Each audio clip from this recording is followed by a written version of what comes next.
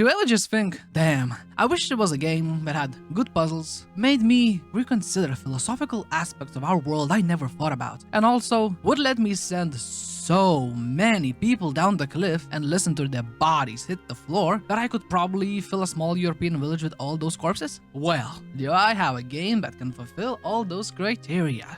Greetings, YouTube. I'm Evening. Once again, talking about another game you've probably never heard about. Let's add another game to my collection of videos about games starting with the letter S. The Swapper is a game that is, for the most part, the work of two men, Olli Harjola and Otto Huntula, and the writer, Tom Joubert. You may have heard of another of Harjola's games, a little niche title called Noita. And Joubert is quite a prolific writer himself, having been responsible for the Penumbra games, Driver San Francisco, the Talos Principle series, and the Subnautica games. So yeah, these are quite accomplished people. The Swapper came out in 2013, and even had a console port a year later. It was met with dazzling reviews, even receiving some awards. But sadly, it feels like the game made by such talented creators and which had such an amazing reception was still forgotten by the gaming world at large. Maybe other works by the people responsible for the game overshadowed it. Maybe it was the release of titles like Papers, Please or Talos Principle the following year that made people forget about the masterpiece that is the Swapper. Well, that changes today,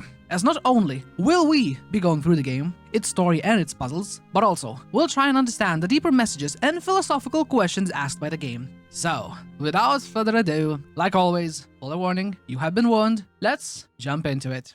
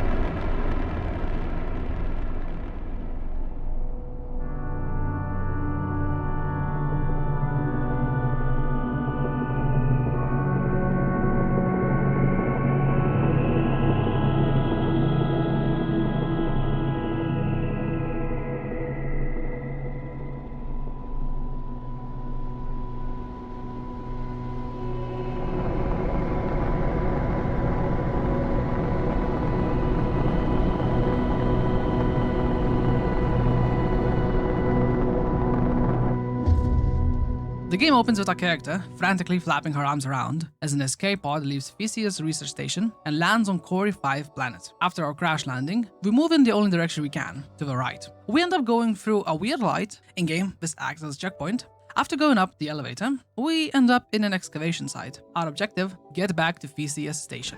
All finds property of the Sisyphus project.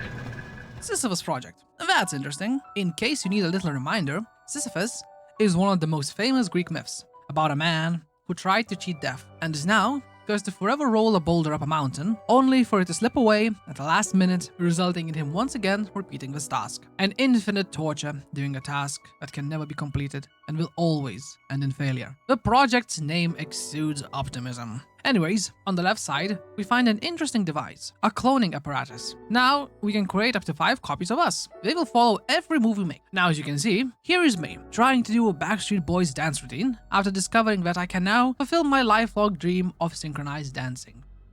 We put a second us on a button and continue moving forward. Once we go into the second room, we do some experimenting. Once a clone touches us, they dematerialize, and we are left only with a copy of our cloning device and some scraps of clothes. We also, accidentally, kill one. Get used to doing that. A lot. In the next room, we encounter, I would say, the first actual puzzle. Is it hard? No. Child's play, really. But this is the first one that involves a little bit of thinking. As we pass through the white light from before, all our clones vanish. Interesting. Here we also find our first log. Listen, we're grateful, but to be frank, half my team refused to be in the same room as one of these swapper devices. I hardly envisioned their use becoming widespread enough to justify the security precautions you had installed down here. Now we know what the white lights are. The security system is meant to stop the clones made by the swapper device. The name of the device doesn't really make sense, as we are making clones, which I personally wouldn't consider swapping. Well, that doesn't matter now, as we are interrupted by a radio broadcast from the station. What you're telling me isn't possible.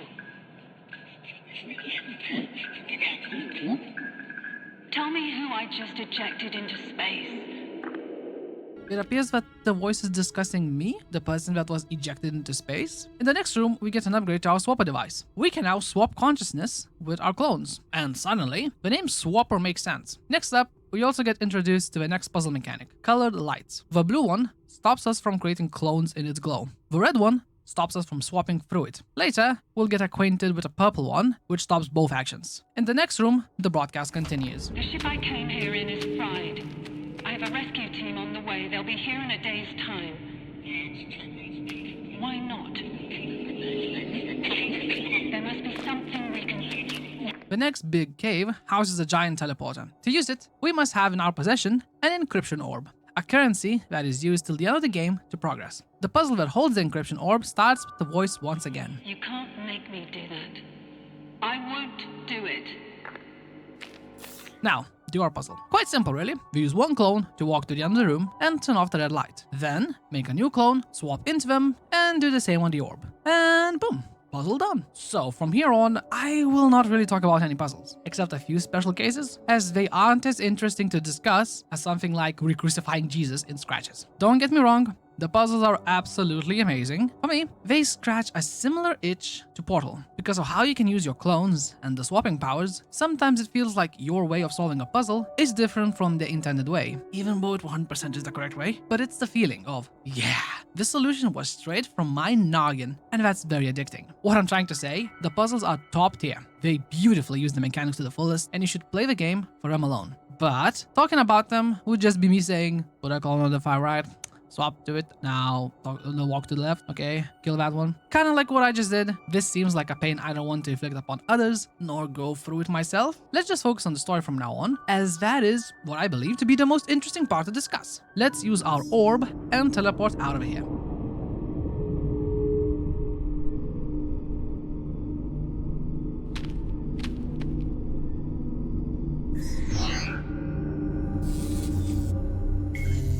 We are now inside the station. As the teleporter broke, there is no going back. Welcome to Theseus Station. The name might sound familiar, I know. You might have heard of Ship of Theseus, a famous paradox.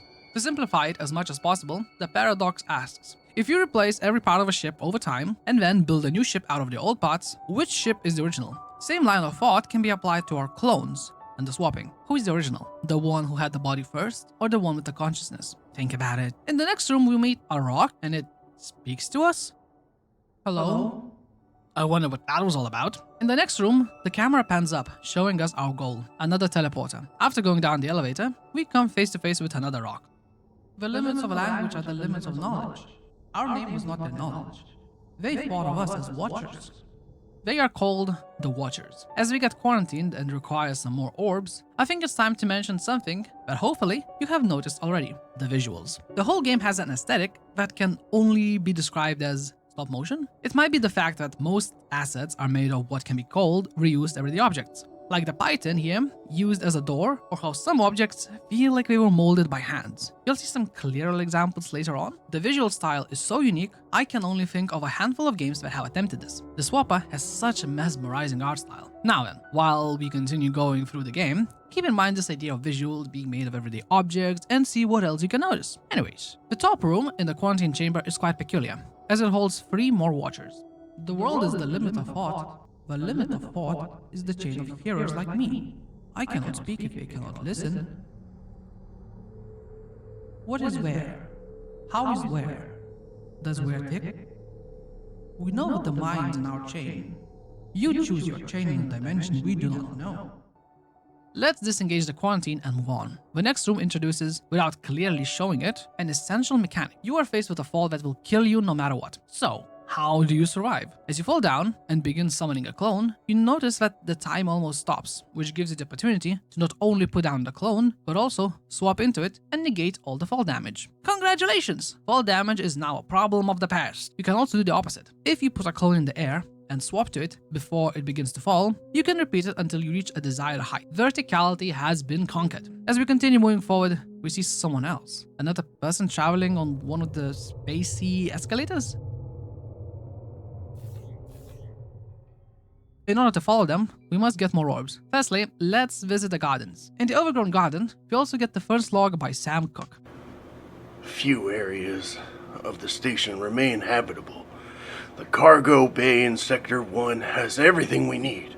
Food and water, greenhouse access, but it may not be safe for long. No one knows what's causing this. It appears something went wrong in the station. I wonder if it has anything to do with the so-called Watchers, or the weird tentacles we have seen around. Using the new orbs, we unlock the horizontal elevator and move to the next area. We come face to face with the other person we caught a glimpse of. How did you get back here? Why are you following me? Look, it's too late now to apologize. Just let me go. That was cryptic. If I had to guess, she is talking about ejecting us into space, and she leaves. Since that's the only lead we have, let's try and follow her. Why does the other mind scream inside? Well, that was the creepiest Watcher message so far. I know you have heard this before, but this time, once again, gather more orbs. This time we need them in order to open the door that leads to an incinerator. Puzzle time! Completing one of the puzzles gives us this interaction. You're still here. I suppose it's answers you want. Well, everybody wants answers, and I don't have any. They do. If I were a guessing man, I'd say they refers to the rocks. Surely, what else could it be? As other than them, the station seems abandoned. As we gather the orbs and open the door, we quickly salute our fallen clone comrade who suffered the gruesome fate of being ripped apart by the machine. Please don't look at the fact that afterwards I cloned myself like 3 more times for more murder. At the top of the elevator awaits another Watcher. The other mind pollutes our chain. Is it truly able to end itself? The next room has a hole. The gravity here is a lot lighter because of it. We once again make contact with our stranger. You came anyway. You've seen what's left of the ship. I suppose you had to see for yourself. I suppose watching a mind unravel into bare matter is cathartic. I suppose. Who is this I doing all the supposing? Is it still me? Is it them? There's only one way to be sure. I just don't know if they'll let me take it.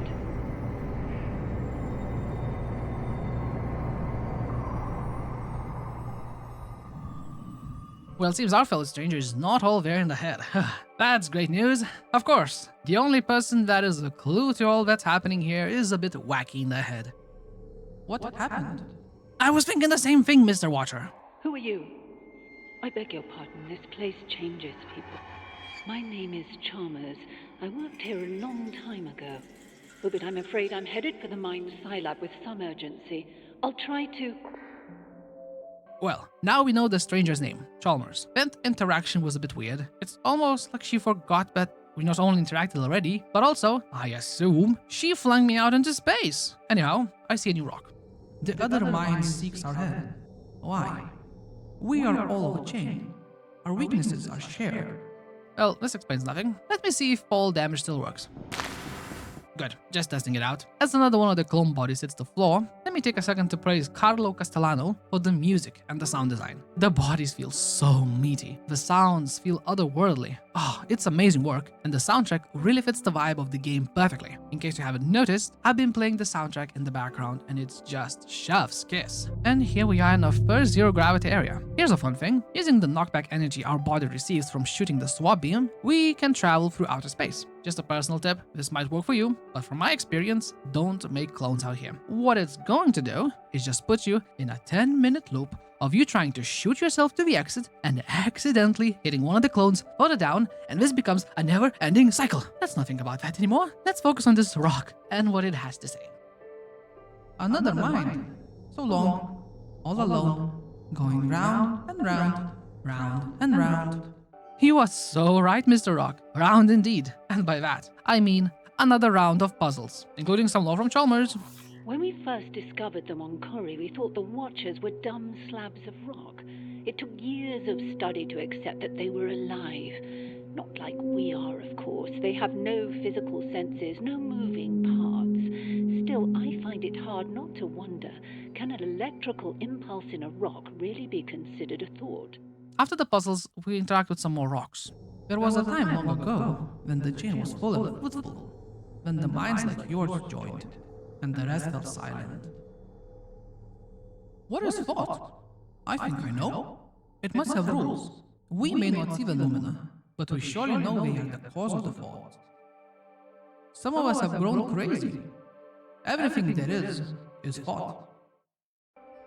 The next room once again puts a stop to our progress and asks for more orbs, the classic. But also, it gives another log from Sam Cook. This morning, the last senior crew member disengaged the lockdown on the high-security labs, and now relocated us all here. The labs are well shielded, and the doors are sealed tight. Everyone's hoping we've not been followed here by whatever it is that's killing us. The set of rooms on the left are actually very interesting. I'll let Chalmers do the talk. This is where we developed the device in your hands. We looked at the way the Watchers communicate and built a delivery system for it. To be frank with you, we didn't know what on earth it was at first. It turns out it swaps people's souls about. The problem has always been, no matter how far you dig down into the human brain, you'll never identify something that is consciousness. But the swapper has taught us that the mind is some fundamental part of the universe which is not physical, and which we can now control. We also discover a note by Chalmers. Discovering what the swapper did was easy. Our new research priority is to work out how. I believe that it is synthesizing some part of the Watcher's telepathic communication. Somehow, it is able to relocate raw consciousness while leaving the physical body intact. To understand the device, and perhaps consciousness itself, we must understand the Watchers. The set of rooms on the right contains a teleporting puzzle and quite a few talkative rocks. Some of the minds that probed us believed only in the physical world. Some believed in something more. They never ceased arguing. I had been changed, as if the other minds like yours had a will that could cut through my own. The way for the thought of the passage of the day is the day for the thought of the passage of the way. TUVWXYZ. Now I know your ABC. Won't you come and release me? ABCD. Well, it sounds like the Watchers are really keeping it together. Zero implications that they might be going bananas. After escaping the teleporter maze, before us we see a hall which feels holy, like a place of worship. In the middle of it, we find a log. Some Watcher specimens are millions of years old, so it's fair to assume a high level of intellect development. If they are telepathic as well, I think Corey's 5 indigenous species may be the oldest, most powerful quantum computer, if only we knew the programming language. We continue teleporting, and in the middle of the next room we see a giant head. What is that? A statue? Is it related to the Watchers? Well, I don't know, but I must puzzle, and puzzle I will. Amidst the puzzles we get another log.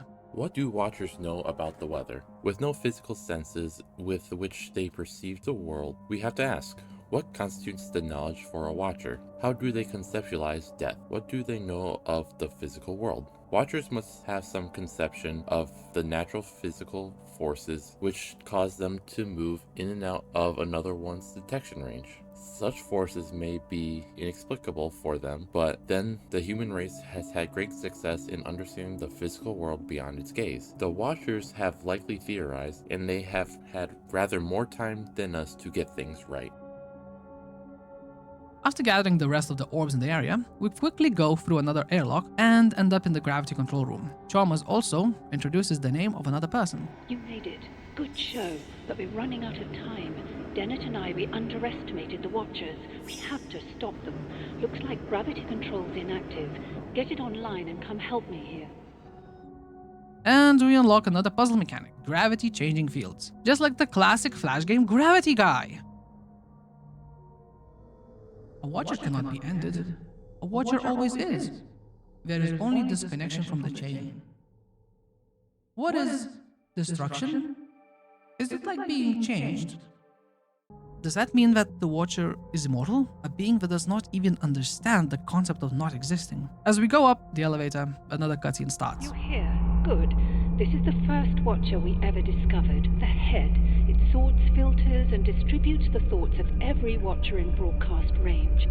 It also killed the crew. They're like every other living being in that respect. You corner them, and the defense mechanisms kick in. Very effective. Something in the air. We probably have a few hours to live. Unfortunately, these things are practically indestructible. There's no time to jettison them all and nowhere to run. You're going to have to engage it with a swapper device and take control. Once the Watcher mind is in your body, it'll be harmless. Once you're in there, just try to keep it together until I can come and pull you out. I wish you luck, but honestly, it should be straightforward enough.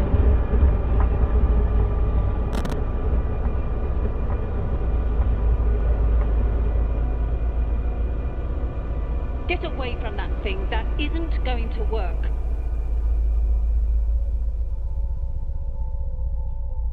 There's only one way to do this, and it's mine.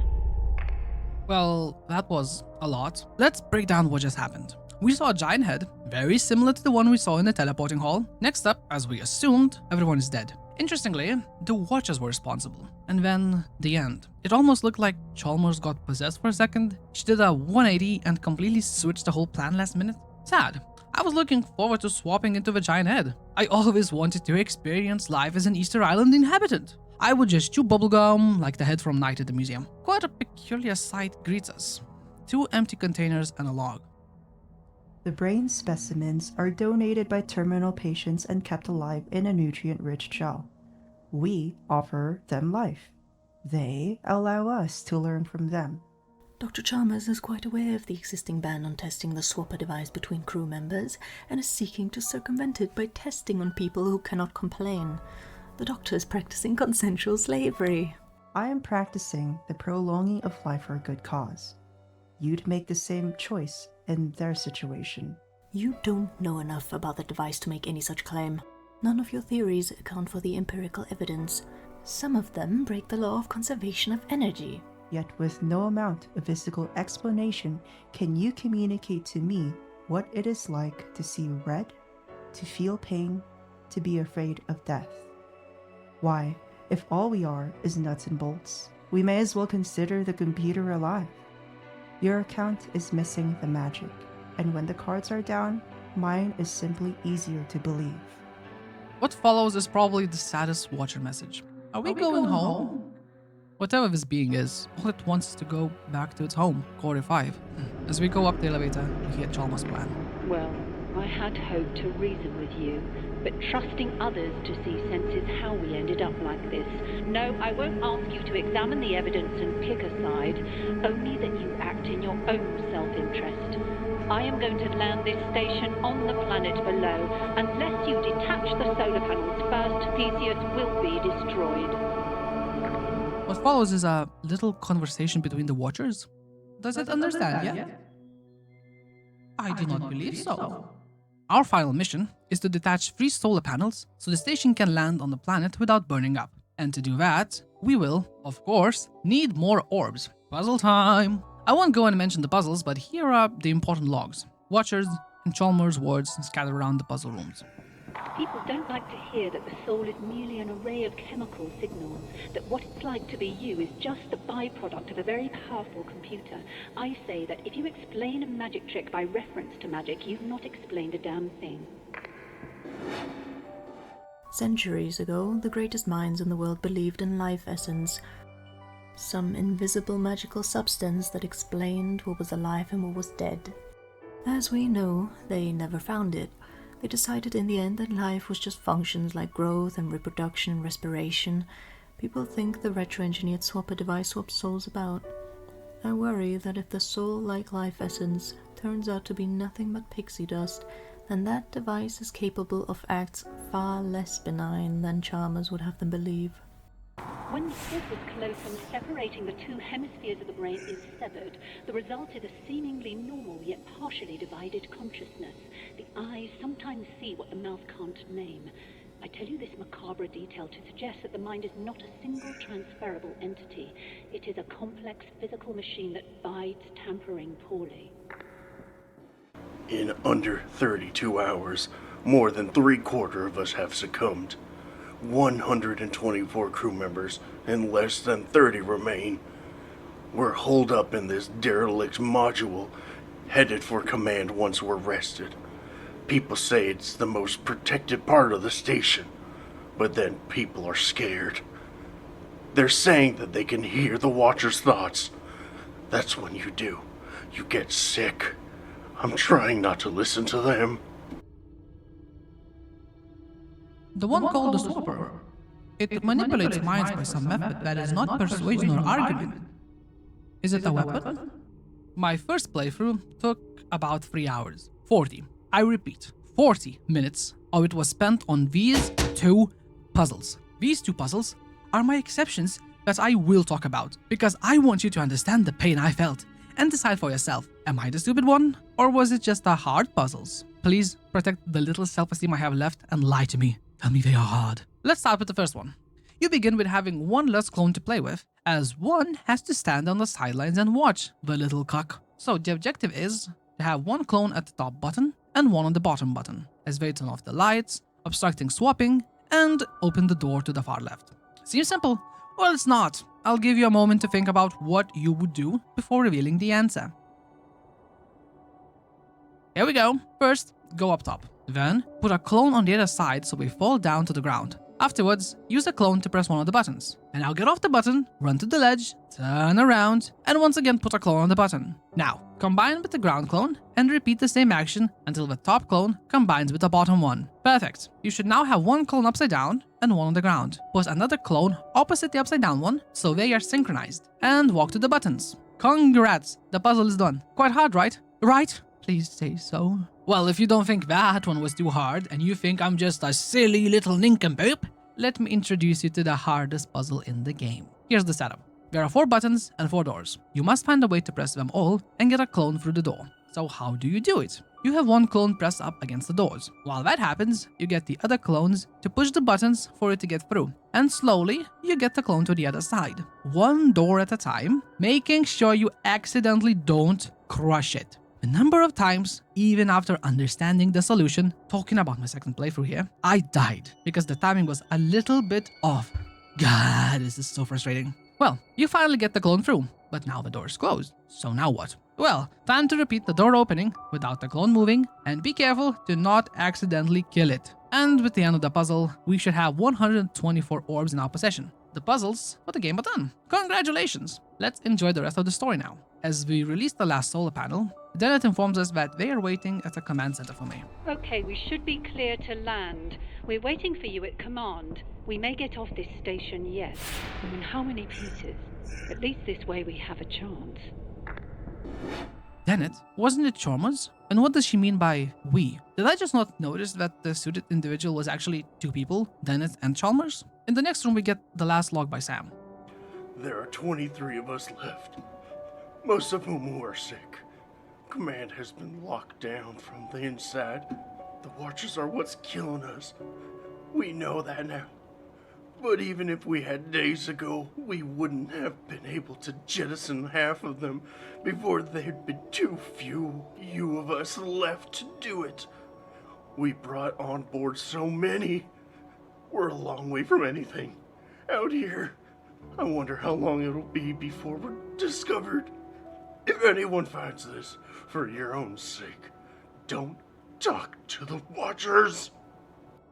A bit too late on that one, Sam. According to the game, I have spoken with at least 30 Watchers.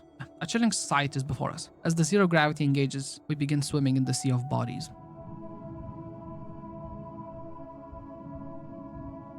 Oh, Mr. Watcher, sir. I don't know if I can do this. I was told not to talk to you. Oh, I can't stop now. It's too late now. At one time, there were many minds. Now there are not. They disconnected from the chain. As you will too. Was that a threat, Mr. Rock? I hope you didn't take what I said to heart. I want to talk to you. Jeez, no need to be rude. Stop. We don't have time for this. There's something I have to show you. Load up the specimen holding log. Where are you? Who said that? Both good questions. I can only answer the former with certainty. It took us years to... We are currently inhabiting these brains. We are these brains. Do excuse Dennett. Some people don't realize identity theory is more out of date now than when we sealed ourselves in here. We had a choice, Dennett. Die out there, starve in here, or use the swapper device to inhabit these research specimens and await rescue.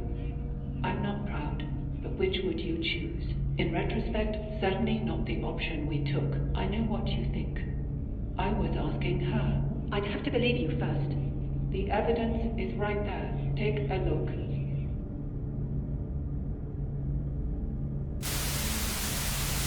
Wait. What you're telling me isn't possible. Tell me who just materialized in front of my eyes. Tell me who I just ejected into space. You ejected your clone. Perhaps your clone ejected you. Does it really matter? You're still yourself. Copies of copies of copies. What's important now is that we get off this station. The ship I came here in is fried. I have a rescue team on the way. They'll be here in a day's time. Not soon enough. Why not? There's a life form on this station that will kill us in a matter of hours. And you just unsealed the only shielded section. We were safe in here for decades. There must be something we can do. There might be, but not like this. You have to use the device to release me. Swap places with me, just until I can put things right. It's not as simple as that. You can't make me do that. I would do it. Even if I were in a position to make you do it, I wouldn't. You have the same choice we did. You can die here, or you can do what you have to go on.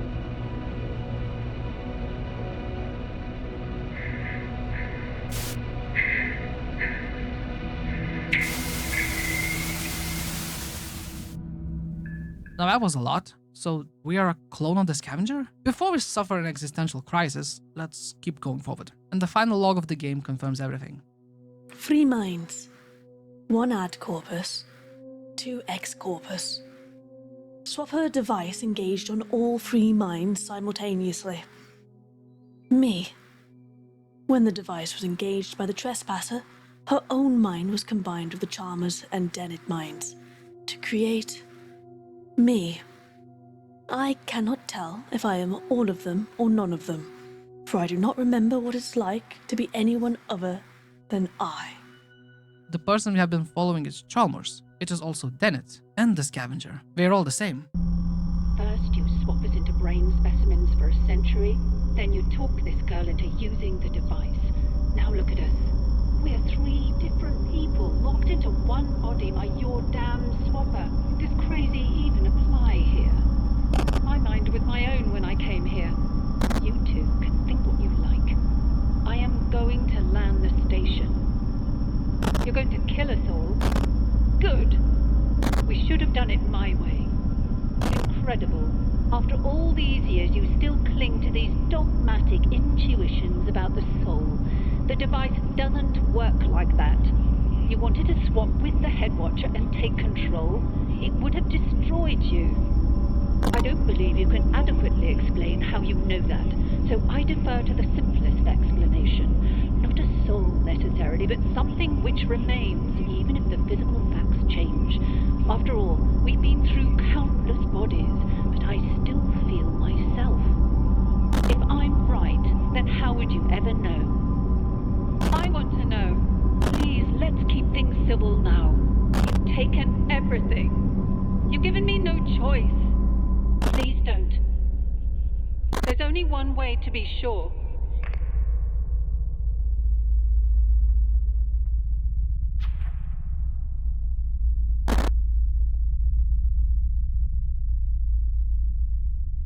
Well, that didn't look too good. I hope the Dennett, Chalmers, scavenger trouble is okay. After the cutscene, I, of course, accidentally die to fall damage and have to watch the cutscene again, because of course I do. Nothing left to do but try to land the station. We already did most of the work. Time to finish. In the next room, we find 6 more watchers, but they sound a bit different. It always were. Keep picking, using Fear.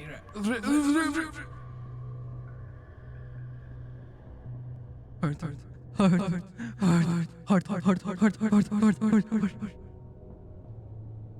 Something is wrong with who I am. I can't see that dimension. There's no point apologizing. It's too late for you now. You are sick. You will die. Unless... We reach the top and activate the landing sequence. Theseus landing sequence activated.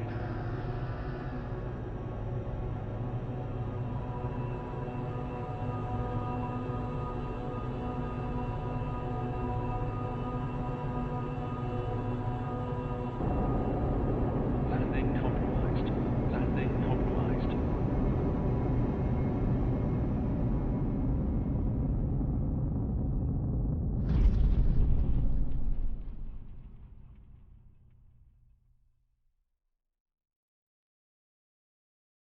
Well, that didn't go as planned. One of the solar panels didn't fully disconnect. It must be that weird growing plant all over the station, if I had to guess. It doesn't matter now. What matters is that we are on Cori 5, and in front of us, we see a native of the planet. The Lost Ones. They have rejoined the Great Chain. But somehow they have changed. We are confronted with a puzzle. It's a simple puzzle, but it does make us leave all of our clones behind in order to continue moving forward. More watchers greet us. Life is worth living at any cost. I still feel myself. A mind is only a brain. No one can make me do it. There's another way. It's the only way. Be sure. The choice is the same as before. You can die here, or you can do what you have to go on. Finally, the rescue ship is here. We are safe. This is Rescue Charter 509 Alpha responding to SOS request. Stand by for risk analysis. Ground ship. Subject checks out okay, but readings are off the scale. Recommend full quarantine protocols during extraction. Over. Don't worry. We're gonna get you home. Our ship to ground. We don't have that facility on board, and we're not confident we can safely extract without it. Over. What are your orders? Over. Take every precaution and return to ship. Out. I'm sorry. A choice. Do we die here, or do what we have to do? We swap.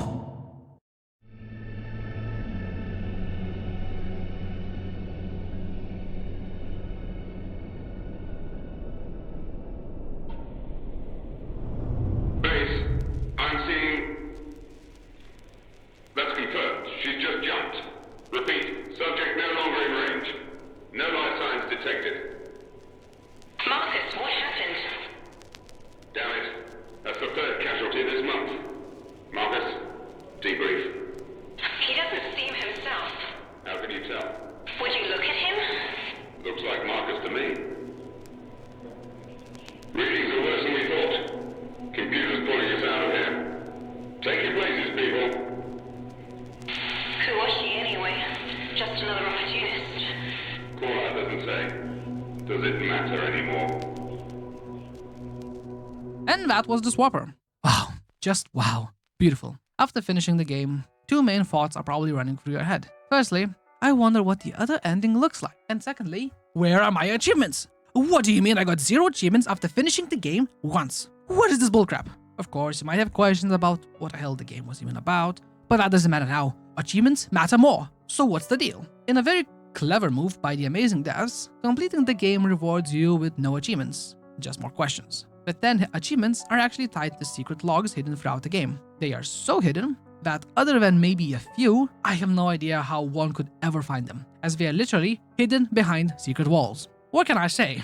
The swapper really is the Dark Souls of puzzle games. These logs are not the only secretive thing I chose to skip in my talk of the first playthrough. as I wanted to give you the same experience I got from playing it once. So, let's go through the game again, find the secret logs, some secret watchers, see via the ending, and once again, get stuck on the same 2 puzzles for only 20 minutes this time, because 2 days pass between your playthroughs and you forget how the puzzle works, so you have to look at your own recorded footage to remember how the fuck to solve a puzzle. Here are the 3 main things I skipped over. Firstly, the 6 watchers after the head swap. Here's a secret thing you can do. If you go there before unlocking all the solar panels, the head switch doesn't happen, and you can go up there and hear the watchers say something different. They all say only 1 word each to make 1 sentence. Please, just take us all home. Now, before we get to the secret logs, there's another thing that happens after the head swap. Some new watchers appear on your map. Well, actually, they are old watchers, but they now have different things to say. And all the old watchers start saying gibberish made up of letters, numbers, and symbols. Here's what the new watchers have to say. I am a different kind now. Take comfort that you are still the same for now. A mind is only a brain. There's no such thing as a swapper. Don't listen to them. We are all learning now. I have every answer I ever sought. Now, remind me of the questions. Life is worth living at any cost. I still feel myself. A mind is not only a brain. No one can make me do it. There is another way. It's the only way to be sure. The choice is the same as before. You can die here, or you can do what you have to go on. It's pretty clear that the swap has disrupted the chain, and now Dennett, Chalmers, and the Scavenger have become part of the Watcher system, and in a way, infected it with their minds. Okay, I teased you enough. What are the achievement secret logs then? The first one we can find is in the quarantine room, the place with the 3 watchers. Here you must put a clone in the ceiling, and then quickly put one to the right until you find a log. Fun. This is exactly how every log is hidden. Like I said, I have no idea how you are supposed to find this on your own. Here's what one of the devs had to say about these incredibly hidden logs. Secret areas. This was Ollie's idea, and I think it was a combination of marketing, time, and taste constraints. Steam trading cards, etc. were still quite new, and Ollie wanted to get on board, but we added them quite late and needed something to attach them to. Radical changes were out, there was already this retro feel to the game, and I guess super obscure clipping puzzles fit the bill. Personally, I added the story content for those areas as the last thing I did on the game, making concrete the background story I had been working from. But this does mean that they are not absolutely essential for the story, so I don't mind them being hidden. I'm also not a fan of the way bad achievements and such are often used to add perceived value and playtime to a game. So the Swapper's implementation of them strikes me as a neat fuck you to the architects of the gradual degradation of video games into slot machines. Before we get into the text, let me show you a couple more hidden log places. Here's a favorite of mine, because of how hard it is to get, even while knowing where it is. After unlocking the horizontal elevator thingy, go down to the hole. Here, you'll find one of the elevator tunnels going in the opposite direction of where you need to go. So, with the power of many tries and slow motion, you can somehow get to the bottom of the shaft and then through another invisible wall, find the log. Now, the final log I want to show you is the final one. In the room with the 6 watchers, you must use the power of inertia and launch yourself upwards using the elevator and get to a secret nook here in the ceiling. I like this, a cool way to hide the puzzle. My only problem with it is that this is the only time inertia is used in the whole game. Yeah, pretty cool idea. Anyways, let's read the secret logs. By the time you receive this message, Theseus, you should have arrived at your designated coordinates. This is an unprecedented opportunity for us all. The people of this planet owe you a great debt.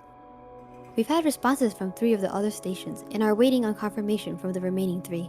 Everyone back here is looking forward to hearing of your progress. It sounds as if you're well established out there now, Theseus. We're sorry to have to report that long-range telescopes indicate Station 7 was not able to maintain its orbit and has decayed away into a nearby sun. Now more than ever, our fate lies with you. We thought we lost you for a while there. Let's hope these communication glitches are put to bed. Unfortunately, you're now overdue on delivery of your findings on initial exploration of the planet below.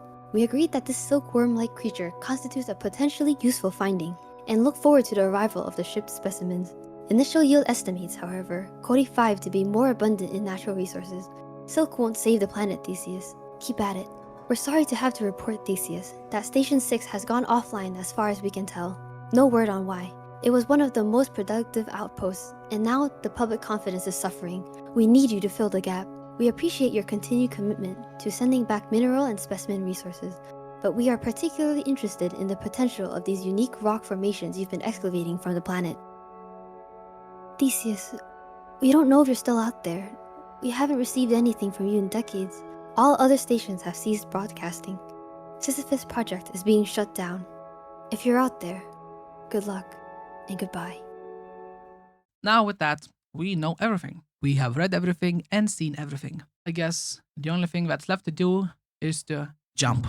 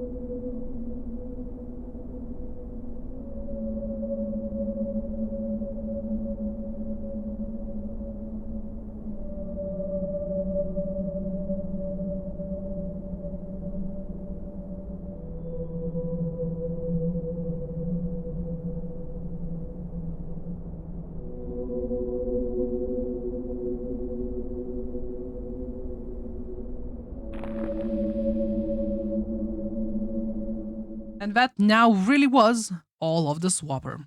Before we go deeper into the game, let me quickly summarize the story, as between all the logs and cutscenes, one might get a little lost in all the words and events. Let's begin. In the future, Earth is struggling as it has run out of natural resources. In order to save humanity, 7 space stations are sent out to planets that possibly have an abundance of resources. Things don't go as planned. For one reason or another, the 6 stations fail. Theseus Station, orbiting Cori 5, is the one to survive the longest and the one that matters to us. Theseus' mission doesn't start off well. The planet that was supposed to be brimming with resources only has silkworms. But not all hope is lost. The team also finds a weird formation of rocks. They are indestructible, and so they study them. It turns out these rocks are living beings with thoughts. They are called the Watchers. They have the ability to telepathically communicate with one another, and they are all part of a chain. They are one, yet separate at the same time. By studying these things, scientists on board Theseus create the titular Swapper, a device capable of doing something to the minds of people. The assumption is that it switches minds, specifically because of the other ability of the Swapper device, cloning. One can switch minds with a clone pretty easily, but uncertainties apply when the switch happens between 2 individuals. Things don't go as planned, of course. 2 scientists in particular, Dr. Dennett and Dr. Chalmers, are in constant disagreement on the ways the Swapper should be used and what it even does. Then, tragedy happens. Crew members begin dying, one after another. How? We don't fully know, but we do know who's responsible: the Watchers. They kill everyone. The only survivors are Dr. Dennett and Dr. Chalmers, as in desperation, they swap their minds with those of test brains, and so they are able to escape the death curse brought upon by the Watchers. Many decades pass. During this time, all the other stations fall.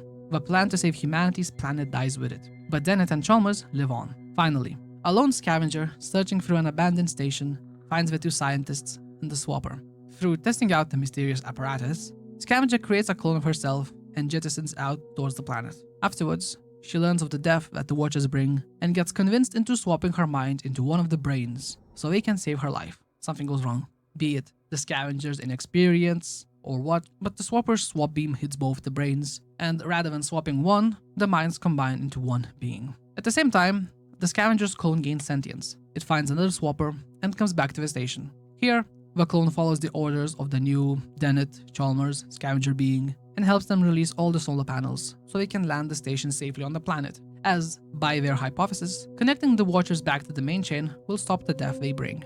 But because of the instability of the new triple mind, rather than continuing with the plan, they swap their minds into the chain of the Watchers. The clone continues the job they set out to do and crash lands the station into Cori 5. And here, in the end, the story diverges. Either the clone swaps into the mind of its rescuer and continues existing, or it chooses to die. So now that we are on the same page, let's try and make some things clearer. Firstly, a great way to analyze a piece of media is to try and see the inspirations for it. From diving deep into things said by the creators, I discovered that one of the biggest inspirations for the game is a 3-hour Soviet space epic from 1972 called...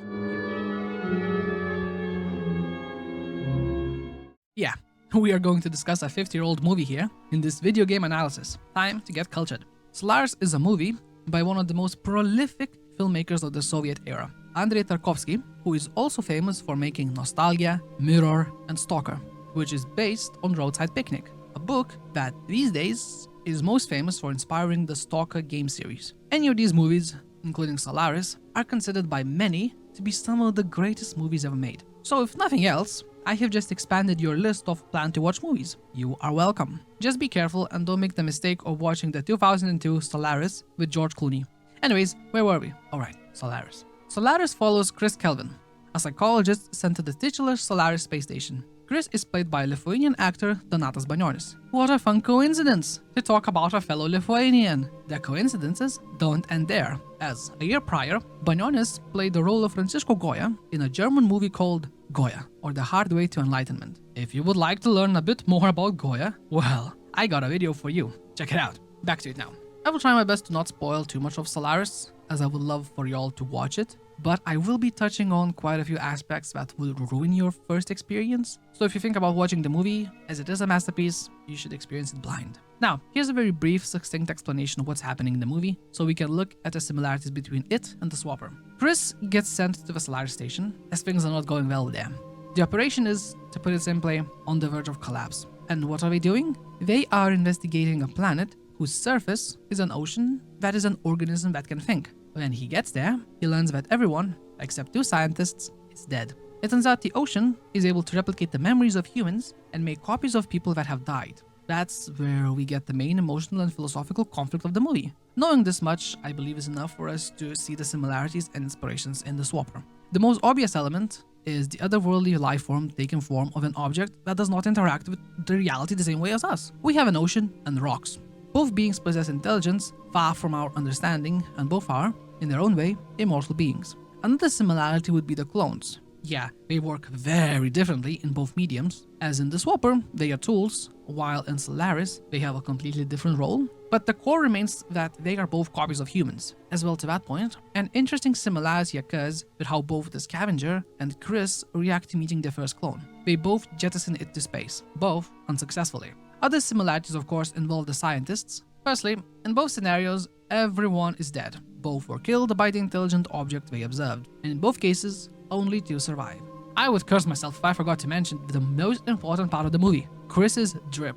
Oh gosh, look at how the man looks at the start of the movie. Leather jacket, that yellowish net-like shirt, those pants. Good lord, and that pepper salt hair. He's just oozing with style. One of the most interesting things to me when looking at the 2 stories is that fundamentally, and to the core of these 2 works, they focus on completely different ideas. The main question in Solaris is, what does it mean to be human? While this isn't really even a thought in the Swapper, hopefully this was enough to show how both works are similar in some of their most core aspects, while at the same time not going deep enough that the movie becomes too spoiled or this turns into just a big analysis of a movie. This is still a game analysis video. I want to touch a little bit on the movie, as we'll get back to some comparisons a bit later on. I say again, go watch it and other Tarkovsky movies. You will not regret it. I want to leave this movie talk with one quote I really liked from the movie. Что же, хотите уничтожить то, что мы сейчас не в состоянии понять? Простите, но я не сторонник познания любой ценой. Познание только тогда истинно, когда оно опирается на нравственность. Now, let's go back to the Swapper. Before I go and explain my interpretations of the game's elements, let me get this one point straight. This game is a thought experiment. Therefore, there's no definite answer to any proposed question. It's all about making you think. And that is, in a way, its beauty. So yeah, don't look at what I say as gospel. It's just my interpretation. I want to hear what you think down in the comments. Anyway, back to the cool part of the video where I go too in-depth into a game. I want to put my focus on 4 aspects of the game: the scientists, the swapper, the watchers, and then of course, the ending. Let's begin by looking into 2 of our 4 main characters.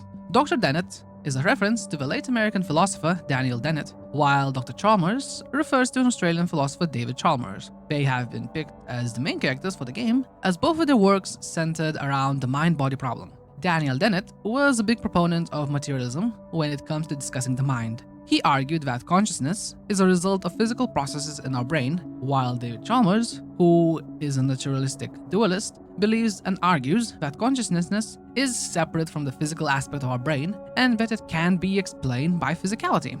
This is as simple as I can get on this subject. Jesus Christ! Researching this has led me to learn words I have never ever seen in my entire life. Now that we understand the simplest, most fundamental aspects of these 2 philosophers, let's go back to the game. If these 2 philosophers were referenced in the game, one might ask, does the swapper work by following the ideas of the dualist or the monoist view of the mind? In the book 10 Things Video Games Can Teach Us About Life, Philosophy and Everything by Jordan Erica Daniel Weber and Daniel Gourouloupolos, we can find Tom Joubert, the main writer for the game, talking about this question in particular. There's 2 ways to look at it. Either there's a soul being transferred between otherwise empty bodies, or there's a bunch of machine brains, which are being recoded using the swapper device.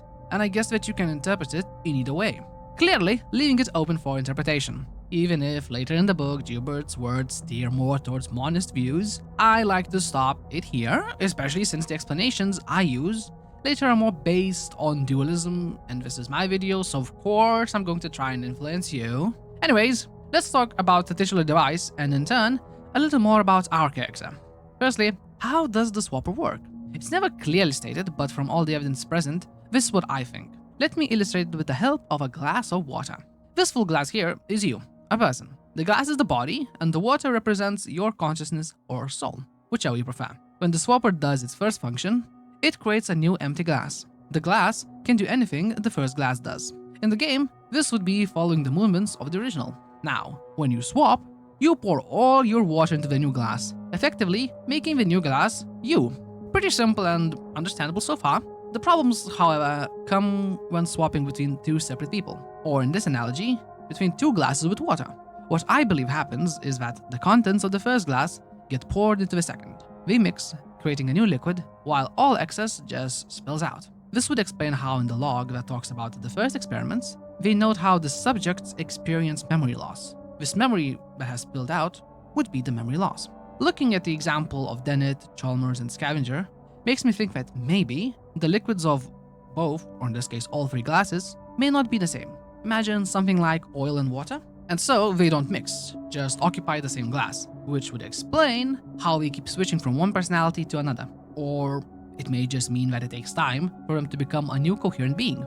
Not sure about this, and I feel like we just did not get enough time with the new entity to fully understand this. And talking about the being with the 3 minds, I think I'd like to maybe try and clear the name of Chalmers. As right now, you might think that Chalmers is a villain that just wanted to take over the scavenger's body, and she just failed because of the accident. That just does not feel like something she'd do. What I do believe was supposed to happen was that after the scavenger Chalmers swap, she would have made 2 clones for her other 2 comrades. As we know, this didn't happen, so this is just my speculation, as the new being was created and this birth of a new mind led to the birth of us, the playable character.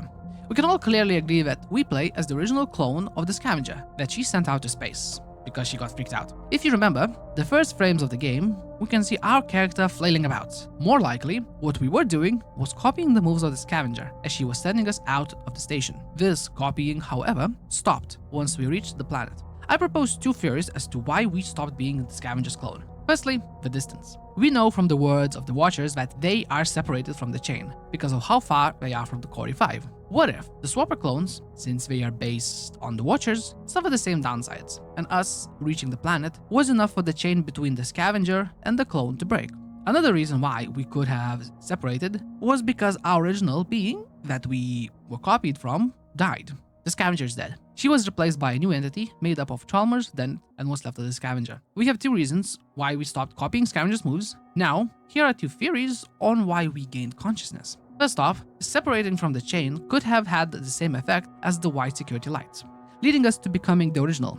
But since the original was no more, we only got the little traces that were left behind. You could say all the spilled scavenger's water from the swap was poured into us. It was enough of a soul that we have all the needed human skills like reading and logical thinking and a vague goal: reach the station. This scenario would work almost as if we were an amnesiac. The other, more interesting scenario would be that our empty clone husk was taken over by the Watcher chain on Cori 5. We are a Watcher inside a human body.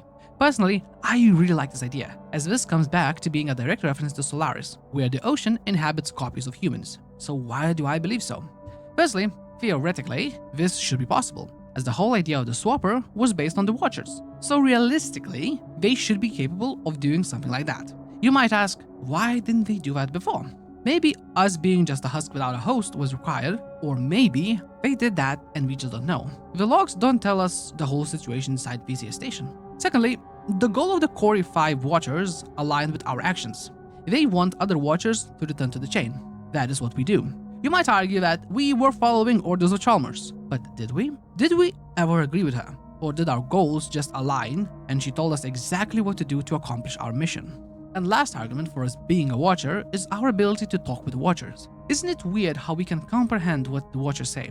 Sam Cooke in his logs does reference that people have begun hearing Watchers' thoughts, and this leads to their deaths, and we do know that the Watchers learn to speak human language, which could be an argument against us being special, but that's up to you to decide. We talked about the Watchers in regards to what we are.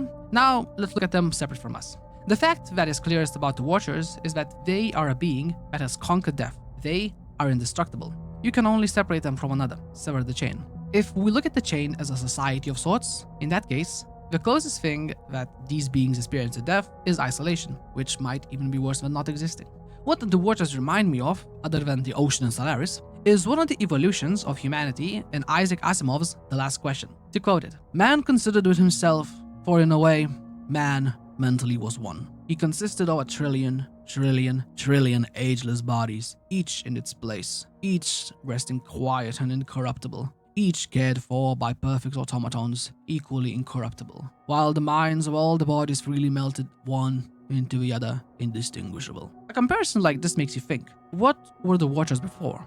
The reason why I'm led to believe they weren't always rocks is the head Watcher. It takes the form of a humanoid head. Why? Was it the first vessel made that would house the consciousness of these beings? Because what if, hear me out on this, these beings, millions of years ago, possessed human forms. Then they made the Swapper device and created the perfect vessel that will never die. They swapped into them and in turn, defeated death. Like Sisyphus unsuccessfully tried to, but they succeeded. It is quite ironic that an entity that did what Sisyphus failed to do becomes a rock, which Sisyphus himself is made to push for eternity.